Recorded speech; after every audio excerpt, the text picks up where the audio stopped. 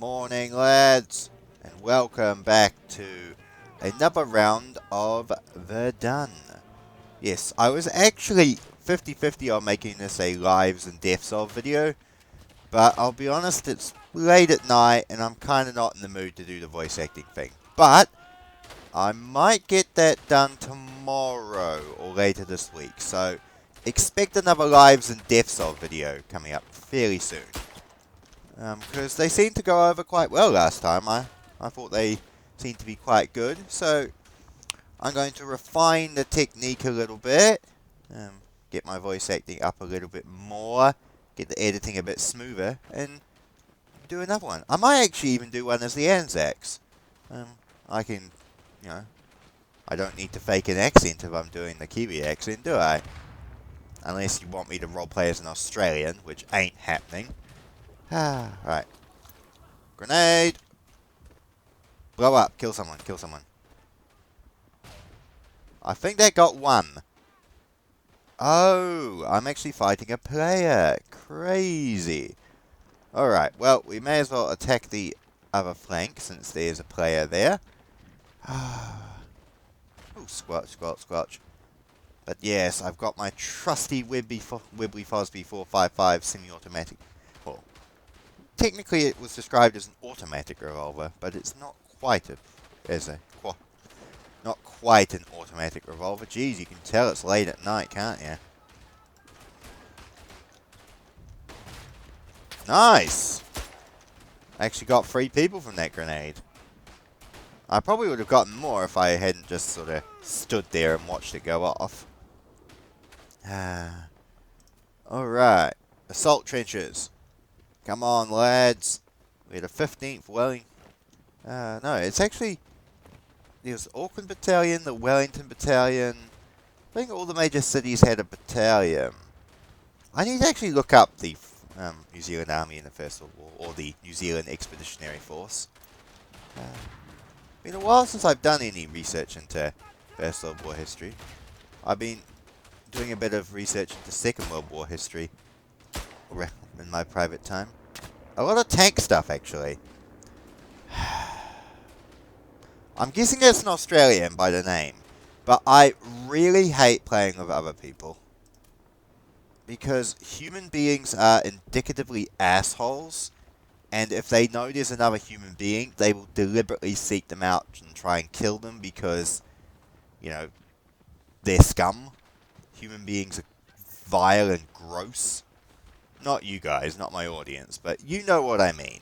In any online game, the people automatically become assholes, and I don't understand why. It's like playing a lot of Battlefield lately, and I swear I'm the only one that actually plays friggin' team-based. Oh, it's one of our guys, bollocks. But yeah, I swear I'm the only one that ever plays team-based. You're watching, get shot and then get teabagged, medics not reviving people. I don't understand.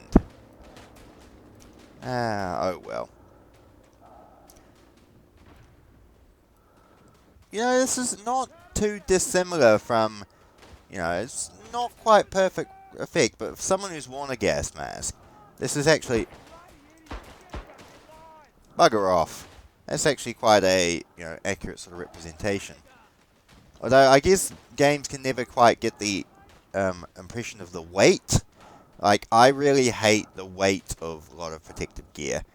So, gas masks are weighty and bulky. I prefer to be a lot freer. Ugh. Wearing, 1,500 layers of PPE is very annoying. Please stop screaming, soldier. Oh, Frenchman. Greetings, Mr. Frenchman. I don't think your sniper rifle is going to be much use in this close quarters. Grenade. I don't need to pull my bloody socks up. You pull your bloody socks up, Sergeant.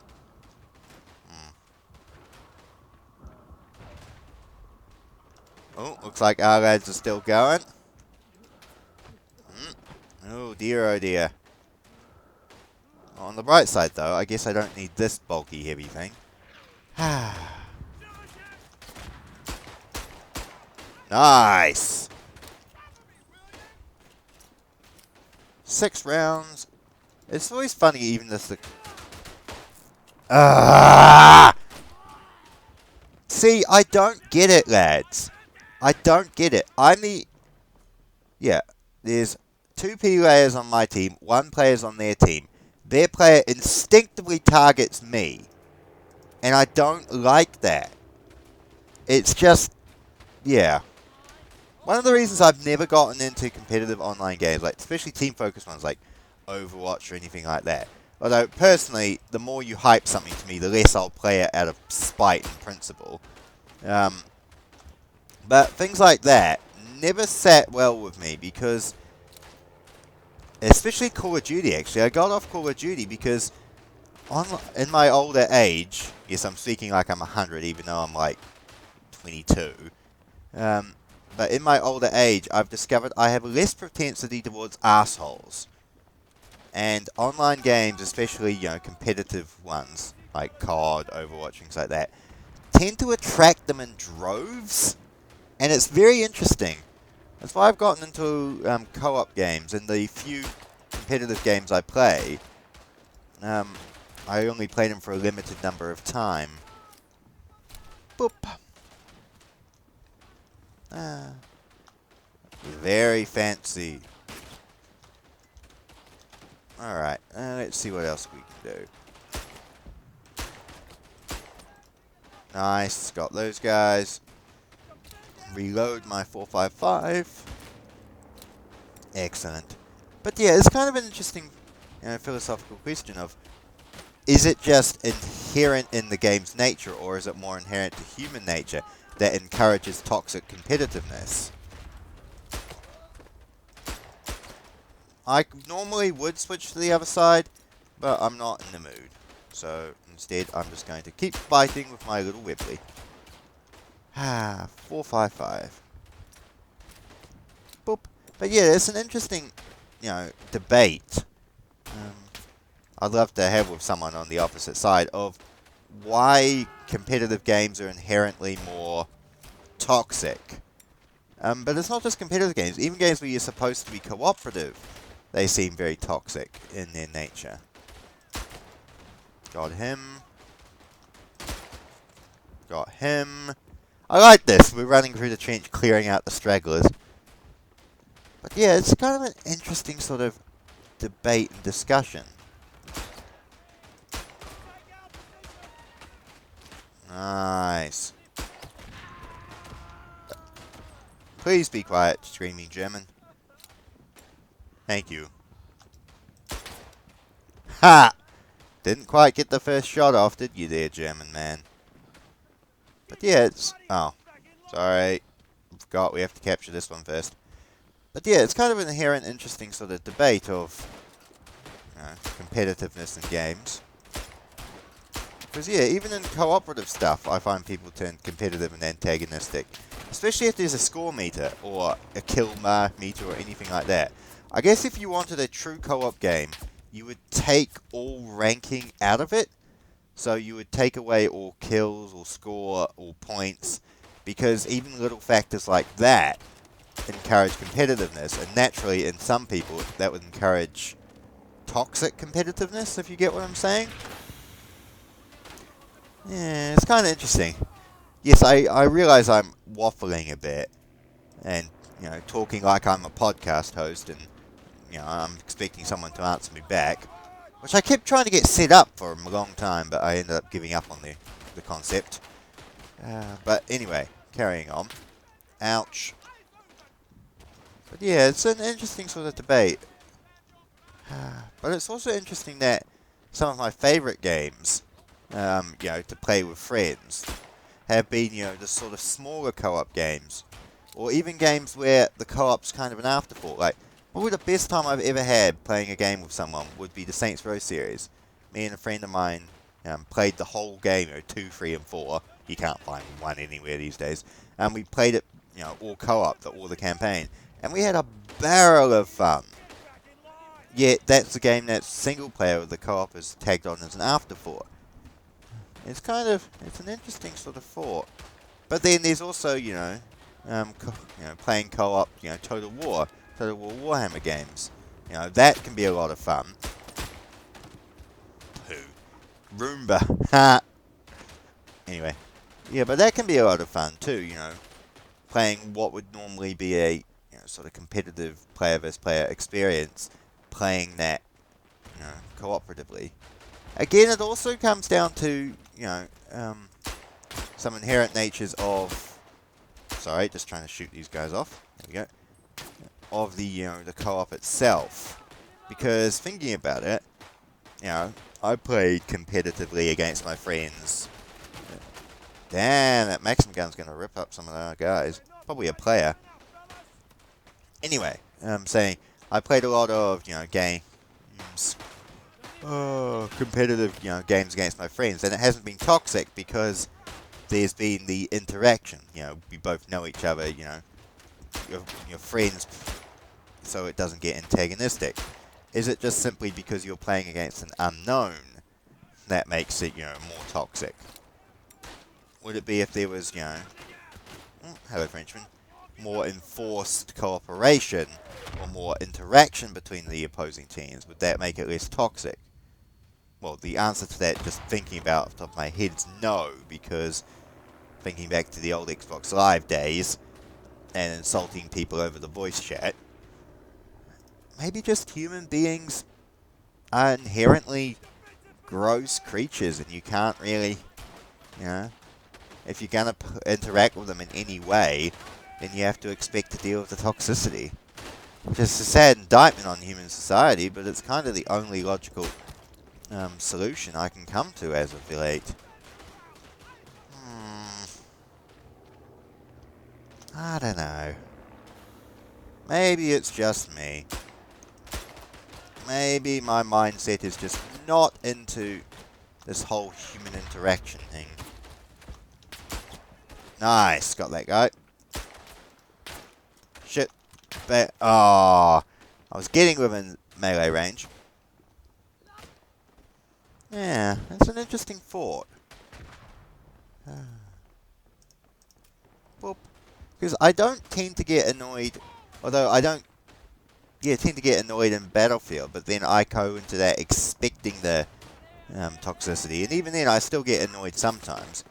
And to be fair, Battlefield is nowhere near as toxic as Call of Duty or anything like that. And I guess because I tend to play that game very supportively, like I'm always the support or the medic, going after and helping people, I tend to not get as much flack as if you're playing a game and going for kills and trying to be, best on the team. Which some people really should figure out, actually. Some people really should figure out, actually, that you can actually get to the top of the table by, being a medic. Back in my Battlefield 3 days, I'd always get, top of the team by being medic, because you actually get a lot of points if you're playing cooperatively. Yeah, I know. Is it 3-2? Oh no, 2-1. Oh, that guy left.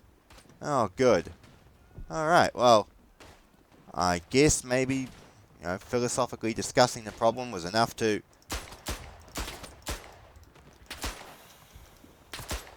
Shit. That's something in games I don't like.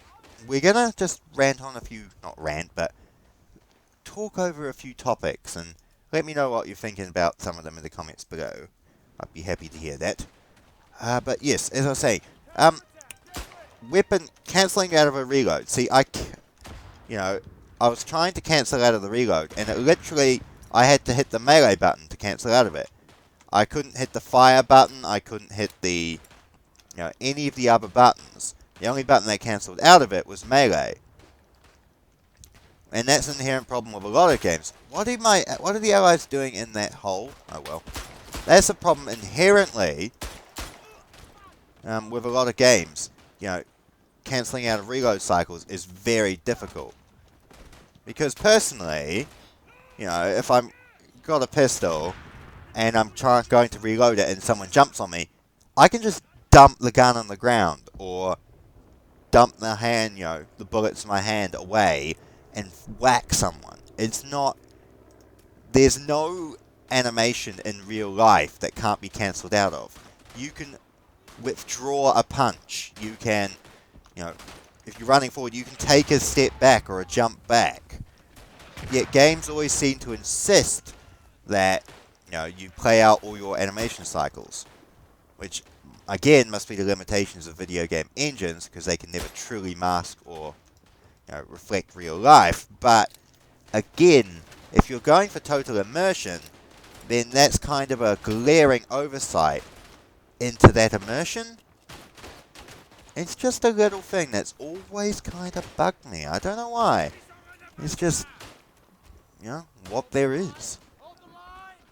Although I must say, games have certainly come along in a long way. I was watching one of my videos I did of Medal of Honor Airborne, PS2 game, and wow, the animations compared to like Verdun or Battlefield 5 or any modern game is crazy. It's almost hilariously bad, some of the things from back then. So I guess technology is always advancing. Oh. Alright, we will swap to the SMLE. We haven't actually played with the rifle at all. Boop. Own one of these rifles. To be fair, I own a 1941 version of this rifle. Basically exactly the same. An Australian one. At least he was dead. Also, just another thing. I know it's a game balancing, but that's a limitation of game engines and when compared to real life as well. And I suppose it's all about balance, but I can fire that rifle in real life a lot faster. Like, I have a Lee Enfield. I've fired it. I've done 10 rounds rapid fire, and you can unload the magazine so bloody quick. Also, of course, Greek Assassin would be the type to have the 32 round magazine Luger and camp round behind a corner. Of course he would. Anyway, carrying on. As I was saying, I guess weapons are never always going to be completely realistic because while I can fire this rifle, bang, click, bang, click, bang, click, my brother fires this rifle like a sloth on horse tranquilizers. So it's kind of... I think he did tried to do 10 rounds rapid fire at a military reenactment display and ended up taking like 30-40 minutes. Oh, for fuck's sake.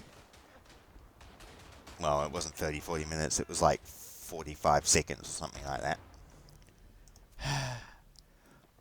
Also, while we're just rambling on about mild subjects that annoy me, melee never, especially bayonets, I'm sorry, but it's a piece of it's a long knife attached to a stick. It should be more potent than it is. Alright. It always seems like you flub with the bayonet in video games and you lose. When in reality, you watch the bayonet training and fighting, then it's not that, stupid. I knew I'd only fired 5 rounds. That's why I reloaded. I'd counted my ammo and went, I can just reload a stripper clip out of that, can't I?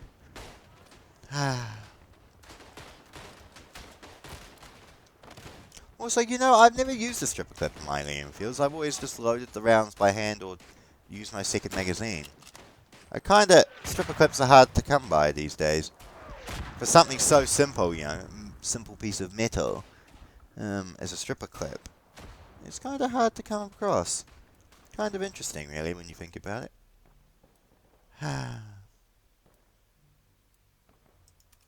Boop. I kind of like playing this game without the HUD. It feels different, but it doesn't feel wrong. And yes, it would probably be beneficial to have the heads-up display, but I feel like I can play this game without it and still be fine. Yeah, nice try.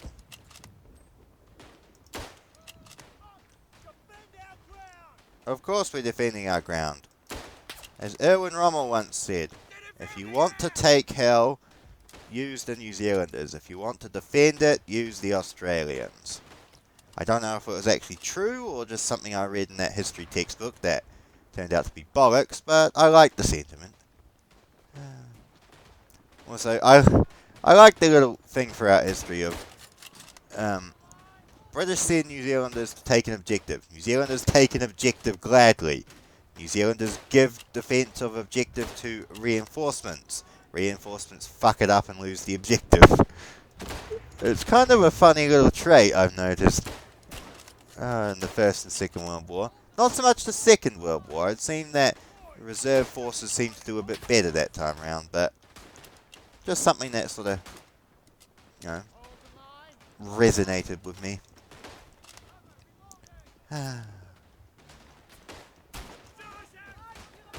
Come on, Frenchman. Pooh. How was I the only one that was killed? Oh. Well, I guess my body absorbed the shrapnel and saved the guy behind me.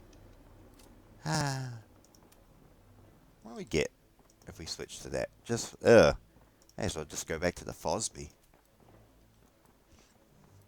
I think we're going to win this. I think we're one ahead.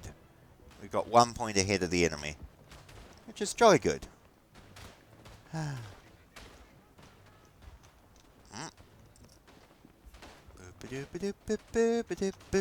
You are Belgians. Your uniform is very similar to Germans, and it always confuses me. Yay! Jolly good. Hey, I think we talked about some philosophical things. Spouted some discussions. It was jolly good. Well, I wish you all the rest of a fine day wherever you are, and I shall catch you all again another time. Fare thee well.